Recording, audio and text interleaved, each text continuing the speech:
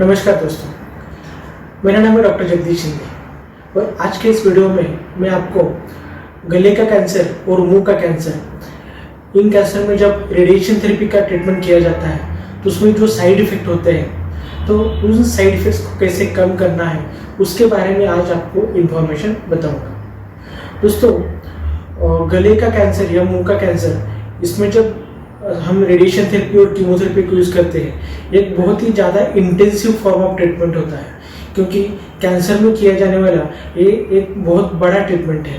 तो लोगों को जितना लगता है तो ये उससे बहुत ज़्यादा एग्रेसिव ट्रीटमेंट है। तो उसमें क्या होता है कि साइड इफ़ेक्ट्स भी बहुत ज़्यादा होने का चांस होता है। तो उन साइड इफ़ेक्ट्स को कैसे कम करना है और कौन कौन से साइड इफ़ेक्ट्स हो सकते हैं, इसके बारे में आपको मैं इन्फॉर्मेशन बताऊँगा। तो जब हम गले में या मुंह में रेडिएशन थेरेपी देते हैं तो उसमें कौन कौन से साइड इफ़ेक्ट होते हैं। तो पहली बात तो है कि रेडिएशन के जो साइड इफ़ेक्ट्स हैं वो generally second week of radiation में शुरू होते हैं। तो उसमें क्या होता है कि शुरू में मुंह का जो अंदर का एरिया है, वो गले का अंदर का एरिया है, उसमें थोड़ा सा म्यूकोसाइटिस मतलब सूजन डेवलप होना शुरू हो जाता है। तो सेकेंड वीक में थोड़ा सा म्यूकोसा जो है, मतलब मुंह का अंदर का जो एरिया है, वो रेडिश डिस्कलरेशन उसका हो सकता है। उसी के साथ पेशेंट जब खाना खाता है तो खाना खाते वक्त पेशेंट को चुभन महसूस हो जाता है। थर्ड वीक में क्या हो जाता है कि पेशेंट को मुंह में छाले आना शुरू हो जाता है। उसी के साथ जो खाना खाने में जो तकलीफ है वो थोड़ा सा बढ़ सकता है। फोर्थ वीक में मुंह में जो छाले आते हैं वो थोड़ा सा वाइटिश उनमें डिस्कलरेशन हो सकता है और जो छालों का नंबर है वो ज़्यादा बढ़ सकता है।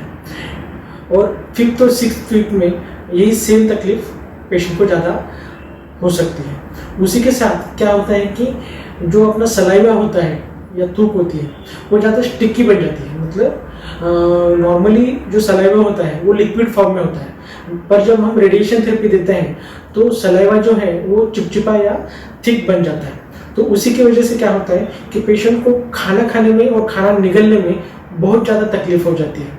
उसी के साथ पेशेंट को खाने का टेस्ट नहीं लगता है और कोई भी कड़क खाना है, जैसे कि रोटी है या फिर कड़क कोई सब्जी है, चपाती है, तो वो खाना पेशेंट खा नहीं सकता। तो पेशेंट को लिक्विड खाने पे शिफ्ट करना पड़ता है।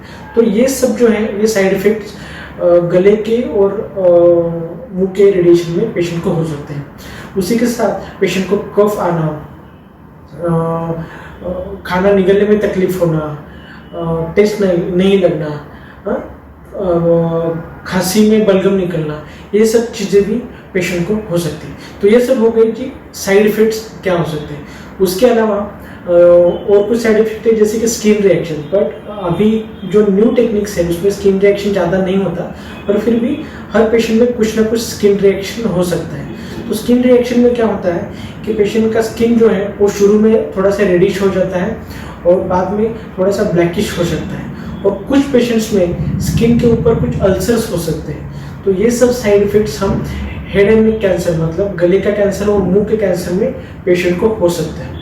तो अगर ये साइड इफेक्ट हो सकते हैं तो इन साइड इफेक्ट्स को कंट्रोल कैसे करना है। तो इन साइड इफेक्ट्स को कंट्रोल करने के लिए पहली बात तो जो आपको करनी है वो है कि जब हम रेडिएशन शुरू करते हैं तो उसके पहले हम डेंटल प्रोफाइलेक्सिस करते हैं। तो उसमें क्या आता है, तो जनरली हम देखते हैं कि जो भी पेशेंट जिनको मुंह का कैंसर है या गले का कैंसर है उनको काफ़ी बार तंबाकू या पान मसाला, गुटखा, सिगरेट, बीड़ी इसका हैबिट होता है। तो उन पेशेंट में मोस्टली क्या होता है कि डेंटल इन्फेक्शंस का जो परसेंटेज है वो बहुत ज़्यादा होता है। तो उनमें डेंटल स्टेनिंग होता है, डेंटल इन्फेक्शन होता है, डेंटल केरीज होते हैं। तो रेडिएशन थेरेपी शुरू करने से पहले हम जनरली उनका डेंटल प्रोफाइलेक्सिस, डेंटल क्लीनिंग करवाते हैं। अगर कोई दांत हिल रहा है तो फिर वो दांत निकालना पड़ता है। कई बार क्या होता है कि ये पॉसिबल हो जाता है, पर कई बार डेंटल क्लीनिंग या एक्सट्रैक्शन पॉसिबल नहीं होता, क्योंकि क्या होता है कि अगर डिसीज एडवांस स्टेज में है तो डेंटल एक्सट्रैक्शन हम करते हैं, तो डेंटल एक्सट्रैक्शन में 2 से 3 हफ्ते का टाइम जाता है। तो उतना टाइम हम वेट नहीं कर सकते, तो उस टाइम पे हमको डायरेक्टली डेंटल क्लीनिंग के बाद ट्रीटमेंट शुरू करना पड़ता है। तो यही हो गया डेंटल प्रोफाइलेक्सिस। तो कम से कम मुझे लगता है कि रेडिएशन शुरू करने से पहले एक डेंटल क्लीनिंग जरूर करवाना चाहिए। दूसरी बात जो है वो रेडिएशन के साइड इफेक्ट कम करवाने के लिए हम कर सकते हैं, वो है ओरल हाइजीन। ओरल हाइजीन जो है वो सबसे इम्पोर्टेंट बात है ड्यूरिंग रेडिएशन के साइड इफेक्ट कम करने के लिए। तो ओरल हाइजीन मेंटेन करने के लिए क्या क्या करना है? तो पहली बात जो है हम ओरल हाइजीन प्रिवेंट करने के लिए कर सकते हैं वो है कि ब्रशिंग। तो हर एक पेशेंट को दिन में 2 बार अच्छे से ब्रशिंग करना बहुत इंपॉर्टेंट है। तो ब्रशिंग करने के लिए आपको सॉफ्ट ब्रिसल का ब्रश यूज़ करना चाहिए, उसी के साथ कोई सॉफ्ट टूथपेस्ट यूज़ करनी चाहिए। कई बार ऐसा होता है कि रेडिएशन शुरू करने के बाद 2 या 3 हफ्ते बाद मुंह में छाला आना शुरू हो जाता है और पेशेंट को ब्रशिंग करना पॉसिबल नहीं होता है। तो उस केस में पेशेंट को आइदर गॉथ से या फिर कुछ अदर इंस्ट्रूमेंट मिलते हैं जिसको हम टूथेड बोलते हैं, जिनमें एक स्पंज लगा होता है और स्पंज के ऊपर हम कोई क्रीम या मॉइस्चराइजर लगा के हम दांत को क्लीन कर सकते हैं। तो उससे हम डेंटल और ओरल क्लीनिंग करना बहुत ज़रूरी है। तो सबसे इम्पोर्टेंट जो है कि आपका मुंह का सफाई जो है वो बहुत अच्छा रखना बहुत ज़रूरी है। अगर मुंह गंदा रहेगा तो अंदर बैक्टीरियल ग्रोथ हो जाता है और वो बैक्टीरियल ग्रोथ होने की वजह से इन्फेक्शन हो जाता है और इन्फेक्शन की वजह से साइड इफेक्ट्स और छाले और ज़्यादा बढ़ जाते हैं। तो उसी के लिए हमको ये ब्रशिंग करना बहुत ज़रूरी है। तीसरी बात जो है वो डेंटल या ओरल हाइजीन के लिए वो है कि गार्गलिंग करना। तो मैं जो बताता हूँ गार्गलिंग करने के लिए, तो उसमें सोडा और सॉल्ट वाटर गार्गलिंग करना बहुत ज़रूरी है। तो सोडा और सॉल्ट वाटर गार्गलिंग में क्या करते हैं कि हम 1 लीटर पानी लेना है आपको, 1 लीटर पानी में 1 चम्मच नमक डालना है और 1 चम्मच खाने का सोडा या बेकिंग पाउडर ये डालना है और उस पानी को घोलना है, मिक्स करना है अच्छे से और उस पानी से दिन में 5 से 6 बार आपको कुल्ला करना है। हा? और कुल्ला करके मुंह को साफ करना है। तो उससे क्या होता है कि सॉल्ट और सोडा वाटर से मुंह का जो आपका एसिडिटी है वो एसिडिटी कम हो जाता है और आपका मुंह का जो पीएच है वो अल्कलाइन बन जाता है। तो उसकी वजह से आपके मुंह में बैक्टीरियल ग्रोथ नहीं होता है और आपको इन्फेक्शन नहीं होता है और इन्फेक्शन कम हो जाएगा तो आपके छाले भी कम आएंगे। तो ये हो गया गार्गलिंग करना। तीसरी जो बात है वो है ओरल इंटेक और वाटर इंटेक। तो कई बार क्या होता है कि जब हम रेडिएशन शुरू करते हैं पेशेंट को खाना खाने में तकलीफ शुरू हो जाता है और पेशेंट का डाइट कम हो जाता है, पेशेंट का वाटर इंटेक कम हो जाता है। तो रेडिएशन के दौरान पेशेंट का डाइट और वाटर इंटेक को एडिक्वेटली देना बहुत ज़रूरी है। अगर उसका डाइट कम हो गया, वाटर इंटेक कम हो गया तो पेशेंट का पूरा जो बॉडी का न्यूट्रिशनल स्टेटस है वो खराब हो जाता है। तो उसकी वजह से क्या होता है कि पेशेंट डिहाइड्रेटेड हो जाता है, पेशेंट के बॉडी से जो सॉल्ट है जिसमें सोडियम आता है, पोटेशियम आता है वो कम हो जाता है।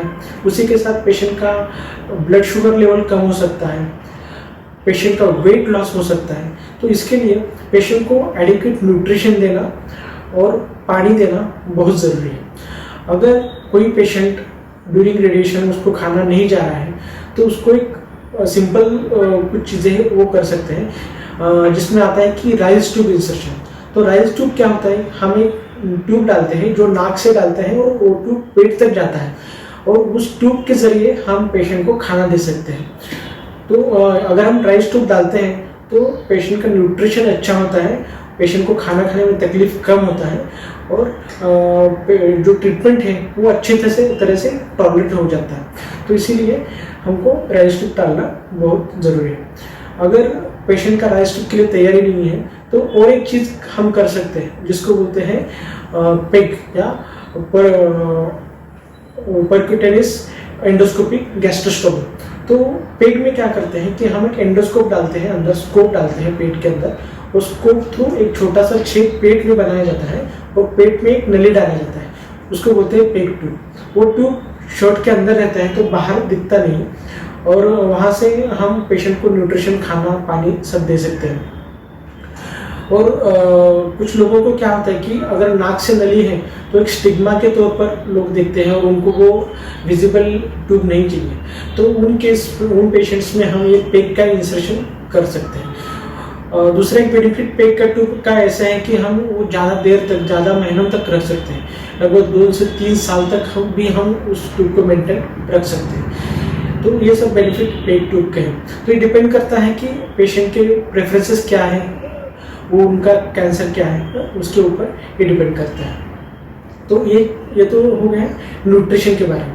अभी नेक्स्ट जो चीज़ है जिससे हम रेडिएशन थेरेपी के साइड इफेक्ट्स कम कर सकते हैं, वो है कि रेडिएशन थेरेपी का टेक्निक। तो रेडिएशन थेरेपी का टेक्निक क्या है कि अगर हम रेडिएशन के लोअर टेक्निक या कन्वेंशनल टेक्निक से ट्रीटमेंट करते हैं तो जो साइड इफेक्ट होने का चांस है वो ज़्यादा होता है।